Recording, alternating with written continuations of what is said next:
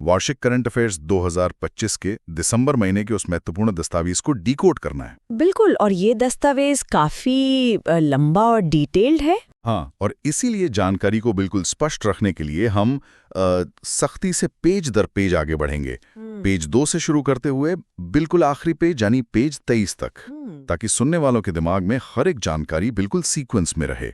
और इस जानकारी के महासागर को डिकोड करने के लिए मेरे साथ हमारी एक्सपर्ट मौजूद हैं। धन्यवाद। और इस विश्लेषण में जुड़ने के लिए मैं वाकई बहुत उत्साहित हूँ, क्योंकि अक्सर लोग खबरों को सिर्फ एक घटना की तरह पढ़कर छोड़ देते हैं। लेकिन जब हम सूचनाओं के इस महासागर में डूबते हैं तो हम सिर्फ ये नहीं देखते कि क्या हुआ, बल्कि ये भी समझते हैं कि आखिर वो क्यों हुआ। वही सबसे जरूरी हिस्सा है। तो चलिए बिना किसी देरी के पेज 2 का जिक्र करते हैं। इस पेज पर डिफेंस और जियोपॉलिटिक्स का एक बहुत ही गजब का कॉम्बिनेशन है। शुरुआत ही काफी दमदार हुई है इसमें। वाकई। देखिए, एक तरफ 2025 FIDE world rapid chess championship में मैग्नस कार्लसन अपना 6ठा खिताब जीत रहे हैं, जबकि भारत के अर्जुन इरिगासी और कुनेरू हम्पी ने ब्रॉन्ज जीता है। अब चेस तो एक दिमागी कसरत है, लेकिन अगर हम असली मैदान की बात करें तो वहाँ डीआरडीओ ने कुछ बड़ा किया है। जी हाँ, डीआरडीओ ने 120 किलोमीटर रेंज वाले Pinaka long range guided rocket का सफल परीक्षण किया है। और साथ ही राष्ट्रपति मुर्मू ने आईएनएस वगीर पनडुब्बी में सफर किया है। तो इन सब का आखिर मतलब क्या है? यहाँ सबसे हैरान करने वाली बात ये है कि भारत अपनी रक्षा प्रणाली को कितनी तेजी से मजबूत कर रहा है। ये पिनाका रॉकेट की जो रेंज है ना, ये आम बात नहीं है। इसका मतलब है कि सेना अब बहुत दूर से सुरक्षित रहकर दुश्मन के ठिकानों को निशाना बना सकती है, यानी बॉर्डर क्रॉस किए बिना ही। बिल्कुल।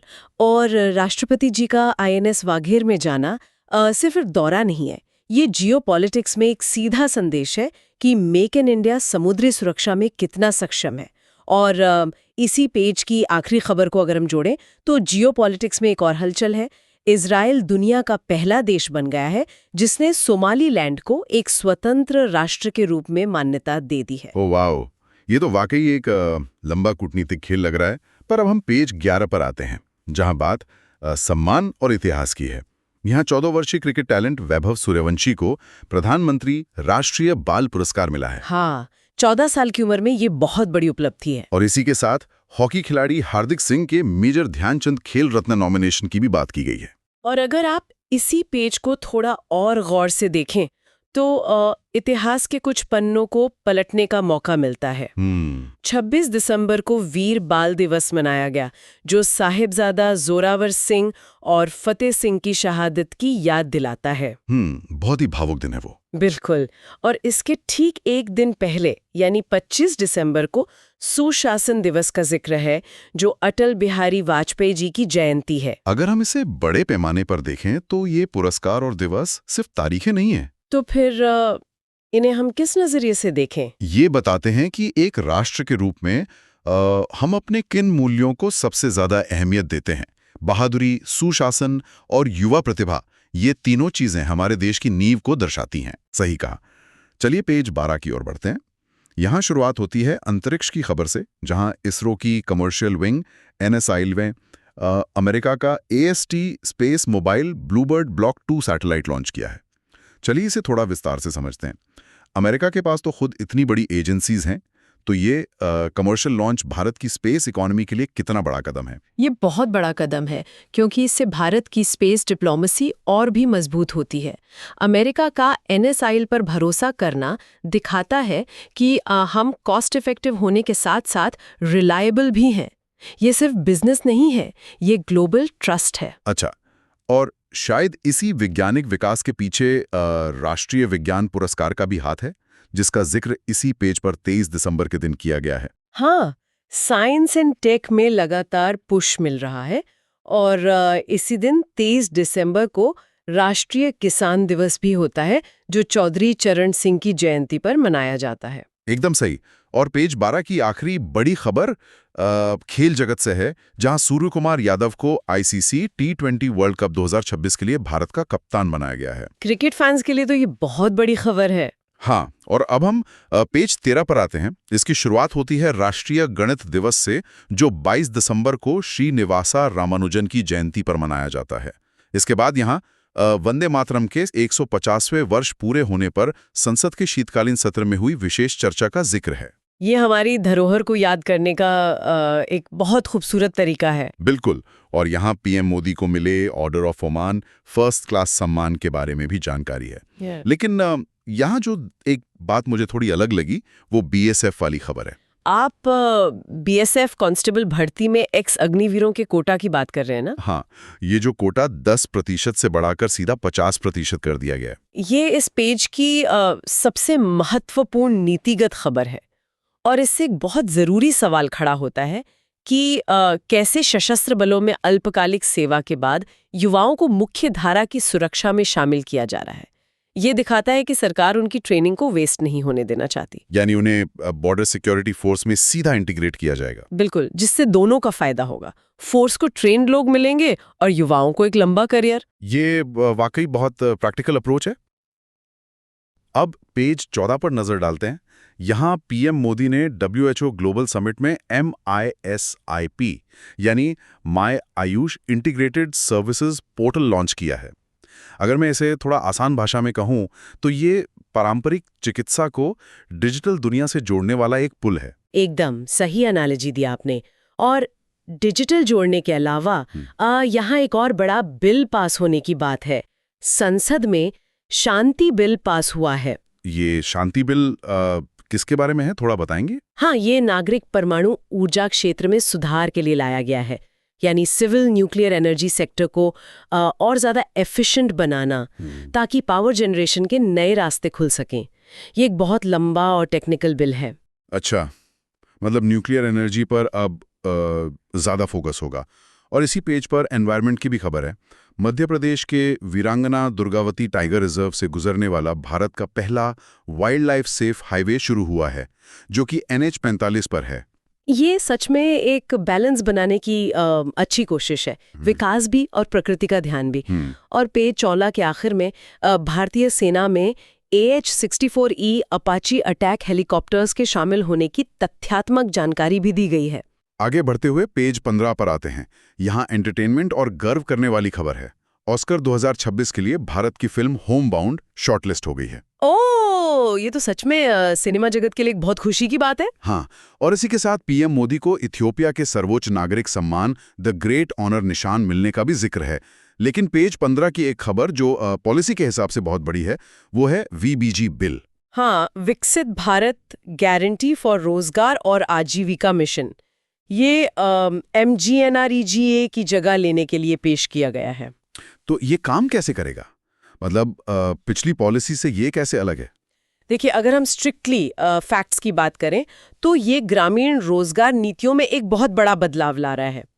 पहले फोकस सिर्फ एक मिनिमम वेज वाले काम पर होता था, लेकिन इस बिल के तहत रोजगार और आजीविका दोनों को एक नए इंफ्रास्ट्रक्चर के साथ गारंटी देने की बात की गई है। इसके रूल्स और इम्प्लीमेंट करने का तरीका MGNREGA से काफी अलग डिजाइन किया गया है। समझ गया। और इस पॉलिसी बदलाव के साथ ही इसी पेज पर 16 दिसंबर के विजय दिवस का भी स्मरण कराया गया है, जो 1971 के युद्ध और बांग्लादेश निर्माण की याद में मनाया जाता है। उन जवानों का बलिदान देश कभी नहीं भूल सकता। सही कहा आपने। अब पेज 16 की खबरें खेल और प्रशासन से भरी हैं। भारत ने पहली बार स्क्वॉश वर्ल्ड कप जीता है, और वो भी हांगकांग को 3-0 से हराकर। और यहाँ बात सच में बहुत दिलचस्प हो जाती है। आप उस फुटबॉल टूर की बात करने वाले हैं ना? जी बिल्कुल। लायनल मेसी का ऐतिहासिक गोट इंडिया टूर 2025, कोलकाता, हैदराबाद, मुंबई और नई दिल्ली में उनके मैचेस। ये देखकर समझ आता है कि भारत में फुटबॉल का क्रेज किस स्तर पर पहुंच गया है। स्पोर्ट सिर्फ खेल नहीं, एक पूरी इंडस्ट्री बन चुका है यहाँ। इसके अलावा इसी पेज पर प्रशासन से जुड़ी जानकारी भी है। नए मुख्य सूचना आयुक्त यानी CIC राजकुमार गोयल की नियुक्ति की गई है। ओह, तो नए CIC आ गए। हाँ, और राजस्थान में भारत और मलेशिया के बीच हरिमऊ शक्ति 2025 सैन्य अभ्यास भी हुआ है। ये सैन्य अभ्यास दोनों देशों के मिलिट्री टाइज को और मजबूत करता है। बिल्कुल। अब पेज 17 की बात करते हैं, जो मुझे लगता है भविष्य की नीतियों की झलक दिखाता है। यहाँ कोल सेतु नीति का उल्लेख है, जो कोयला लिंकेज की पारदर्शी नीलामी के लिए है, और पर्यावरण के क्षेत्र में सुप्रिया साहू को UNEP champions of the earth 2025 पुरस्कार मिला है। ये पर्यावरण के लिए भारत की तरफ से एक बड़ी इंटरनेशनल रिकॉग्निशन है। लेकिन इस पेज पे एक और चीज है जिसने मेरा ध्यान सबसे ज्यादा खींचा। ये किसी तरह की डिजिटल सेंसरशिप नहीं है, बल्कि ये डिजिटल जनगणना यानी सेंसस 2027 के बारे में है। डिजिटल जनगणना यानी अब सब कुछ ऐप पर होगा? हाँ, ये भारत की पहली पूरी तरह से डिजिटल जनगणना होगी। इसमें मोबाइल ऐप का उपयोग होगा और सबसे बड़ी बात, इसमें जातिगत गणना को भी शामिल किया जा रहा है। ये पॉलिसी मेकिंग में एक बहुत बड़ा डेटा शिफ्ट लाने वाला है। वाकई डेटा ही आज के समय में सबसे बड़ी पावर है। और इसी पेज पर 11 दिसंबर को पीएम मोदी और अमेरिकी राष्ट्रपति डोनाल्ड ट्रंप के बीच द्विपक्षीय व्यापार और रणनीतिक सहयोग पर हुई फोन वार्ता का भी जिक्र है। दोनों आर्थिक महाशक्तियां हैं, तो उनकी बातचीत पर पूरी दुनिया की नजर रहती है। सही बात है। अब पेज 18 पर आते हैं, जहां संस्कृति और ग्रीन एनर्जी का बड़ा ही खूबसूरत संगम है। आपको बताऊं, यूनेस्को ने अपनी अमूर्त सांस्कृतिक विरासत यानी इंटैंजिबल कल्चरल हेरिटेज सूची में दीपावली को शामिल कर लिया है। ये वाकई हर भारतीय के लिए गर्व का पल है। और जब हम उजाले की बात कर ही रहे हैं, तो इसी पेज पर पीएम सूर्य घर मुफ्त बिजली योजना का भी स्टैटिस्टिक्स दिया गया है। इसमें 7075.78 मेगावाट के साथ गुजरात देश में पहले स्थान पर आ गया है। 7000 मेगावाट से ज्यादा, ये तो एक बहुत बड़ा नंबर है रिन्यूएबल एनर्जी में। हाँ, और स्पोर्ट्स से एक अपडेट ये है कि 2025 FIH mains junior hockey world cup Germany ने जीत लिया है और इसमें भारत को ब्रॉन्ज मेडल मिला है। साथ ही अंतर्राष्ट्रीय राजनीति से खबर है कि चेक रिपब्लिक के नए प्रधानमंत्री आंद्रे बाबिश बन गए हैं। चलिए आगे बढ़ते हुए पेज 19 पर आते हैं, जो पर्यावरण लक्ष्यों पर एक बहुत बड़ी खुशखबरी लेकर आया है। भारत ने 2030 के लक्ष्य से 5 साल पहले ही पंचामृत के तहत अपनी कुल बिजली क्षमता का 50% नॉन फॉसिल यानी गैर जीवाश्म स्रोतों से हासिल कर लिया है। ये सच में एक बहुत बड़ा माइलस्टोन है। अगर हम डेटा पर नजर डालें तो कुल 485 गीगावाट क्षमता में से 243 गीगावाट अब गैर जीवाश्म स्रोतों से बन रही है। अगर हम इसे बड़े पैमाने पर देखें तो ये ग्लोबल वार्मिंग के खिलाफ भारत की एक बहुत बड़ी जीत है। बिल्कुल। और इसी पेज पर एक और गर्व का दिन दर्ज है। 7 दिसंबर को मनाया गया सशस्त्र सेना झंडा दिवस, जो हमारी आर्म्ड फोर्सेस के त्याग को निशानीबद्ध करता है। हाँ, उनके बिना ये सुरक्षित माहौल बन पाना लगभग असंभव है। सही कहा आपने। अब पेज 20 की बात करते हैं। अर्थशास्त्र और खेल का ये पेज थोड़ा खास है। रिजर्व बैंक यानी आरबीआई ने रिपो रेट को 25 बेसिस पॉइंट घटाकर 5.25% कर दिया है।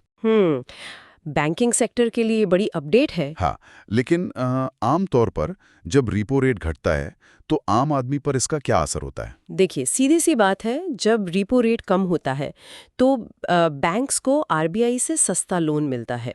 इसका फायदा वो आम आदमी तक होम लोन और ऑटो लोन की ईएमआईज को सस्ता करके पहुंचाते हैं। यानी मार्केट में खर्च करने के लिए लोगों के पास ज्यादा पैसा बचता है। अच्छा, तो ये इकोनॉमी को बूस्ट करने का एक तरीका है। इसी पेज पर एक और बहुत अच्छी किताब का जिक्र है, Bharat that is India reclaiming a real identity, जो अभिजीत जोग द्वारा लिखी गई है। इसका विमोचन हुआ है। और पेज 20 की जो सबसे बड़ी खेल खबर है उस पर भी ध्यान दीजिए। फीफा वर्ल्ड कप 2026 के फॉर्मेट पर बड़ी जानकारी है। ये इतिहास का सबसे बड़ा टूर्नामेंट होगा, जिसमें पहली बार 48 टीमें हिस्सा लेंगी और इसे अमेरिका, कनाडा और मेक्सिको मिलकर होस्ट करेंगे। 48 टीमें, ये तो वाकई अब तक का सबसे बड़ा स्केल होने वाला है। चलिए अब पेज 21 हमें कूटनीति की दुनिया में ले जाता है। यहाँ रूसी राष्ट्रपति व्लादिमीर पुतिन के भारत दौरे का जिक्र है। मेरा सवाल ये है कि रूस यूक्रेन युद्ध शुरू होने के बाद उनकी इस पहली यात्रा का क्या रणनीतिक महत्व है? ये बहुत डीप डिप्लोमैटिक मूव है। इस 23वें वार्षिक शिखर सम्मेलन में भारत और रूस ने 2030 तक $100 अरब के द्विपक्षीय व्यापार का लक्ष्य रखा है। ये दिखाता है कि ग्लोबल प्रेशर्स के बावजूद दोनों देशों के आर्थिक और रणनीतिक रिश्ते कितने मजबूत हैं। यानी हम अपने फॉरेन रिलेशंस इंडिपेंडेंटली मैनेज कर रहे हैं। एकदम सही। और इसी पेज 21 पर चेस की एक और कमाल की खबर है। जेरूसलम मास्टर्स चेस टूर्नामेंट में अर्जुन एरिगाइसी ने विश्वनाथन आनंद को हराकर खिताब जीत लिया है। ये तो जैसे एक जनरेशन का दूसरे जनरेशन को बटायों पास करने जैसा मोमेंट हो गया। बिल्कुल।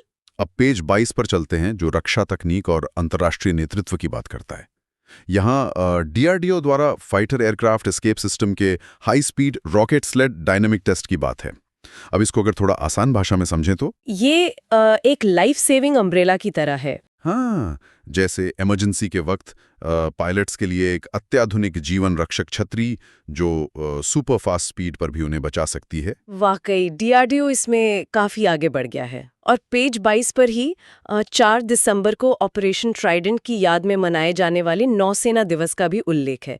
साथ ही वाराणसी में हुए चौथे काशी तमिल संगमम की जानकारी भी यहाँ दर्ज है। काशी और तमिलनाडु का ये कनेक्शन सच में बहुत पुराना और गहरा है। हाँ, लेकिन यहाँ सबसे हैरान करने वाली बात यह है कि भारत को पहली बार इंटरनेशनल आइडिया की अध्यक्षता मिली है, जिसका कार्यभार मुख्य चुनाव आयुक्त ज्ञानेश कुमार ने संभाला है। ओह, तो ये इंटरनेशनल आइडिया का बेसिक काम क्या होता है? देखिए, दुनिया भर में लोकतंत्र और चुनावी प्रक्रिया को बेहतर बनाने का काम करती है। भारत को इसकी अध्यक्षता मिलना एक तरह से भारत की लोकतांत्रिक साख को ग्लोबल लेवल पर रिकॉग्नाइज करना है। ये बहुत बड़ा वैलिडेशन है हमारे चुनाव आयोग का। सही कहा। और अंततः हम इस दस्तावेज के आखिरी पेज यानी पेज 23 पर आ गए हैं। यहाँ से आगे इस करंट अफेयर्स बुक में कुछ नहीं है। यहाँ सबसे पहली जानकारी ये है कि प्रधानमंत्री कार्यालय यानी PMO अब अपने नए भवन सेवा तीर्थ में शिफ्ट हो गया है। और इसी पेज पर बॉर्डर सिक्योरिटी फोर्स यानी BSF के 61वें स्थापना दिवस का भी उल्लेख है, जो 1 दिसंबर को मनाया गया। आप सोचिए, ये दुनिया का सबसे बड़ा सीमा रक्षक बल है जो पाकिस्तान और बांग्लादेश की सीमाओं की लगातार रक्षा करता है। उनकी ड्यूटी सच में देश के लिए सबसे महत्वपूर्ण काम है। और इस डिस्कशन को समाप्त करते हुए इस आखिरी पेज पर एक इंटरनेशनल स्पोर्ट्स अचीवमेंट का जिक्र है। स्वीडन के आर्मंड डुप्लांटिस को world athlete of the year 2025 चुना गया है। उनका रिकॉर्ड तो सच में इनक्रेडिबल रहा है इस साल। बिल्कुल। उन्होंने एक ही साल में 4 बार पोल वॉल्ट का वर्ल्ड रिकॉर्ड तोड़ा। 4 बार। ये तो ह्यूमन लिमिट्स को पुश करने वाली बात हो गई। सही कहा आपने। तो चलिए इस पूरे गहरे विश्लेषण को थोड़ा समेटते हैं। पेज 2 से लेकर पेज 23 तक के सफर में हमने देखा कि दुनिया और भारत दोनों ही कितनी तेजी से बदल रहे हैं। हाँ, चाहे वो अंतरिक्ष हो, रक्षा क्षेत्र, खेल हो या फिर नई नीतियाँ। बिल्कुल। लेकिन यहाँ हम अपने सुनने वालों के लिए एक बहुत ही गहरा और थोड़ा प्रोवोकेटिव सवाल छोड़ना चाहते हैं। आज हमने एक तरफ पारंपरिक ज्ञान जैसे आयुष और प्राचीन सांस्कृतिक विरासत जैसे दीपावली को सहेजने की बात की।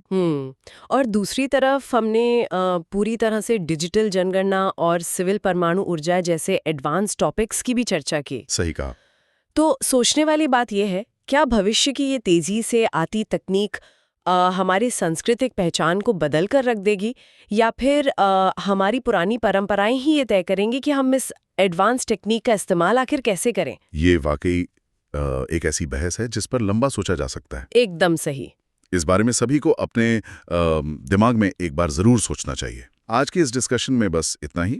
इस डीप डाइव में जुड़ने के लिए बहुत बहुत धन्यवाद और ऐसी ही अपनी उत्सुकता बनाए रखिए। मुलाकात होगी अगली चर्चा में। क्लैरिटी सर्कल, समझोगे तो चमकोगे।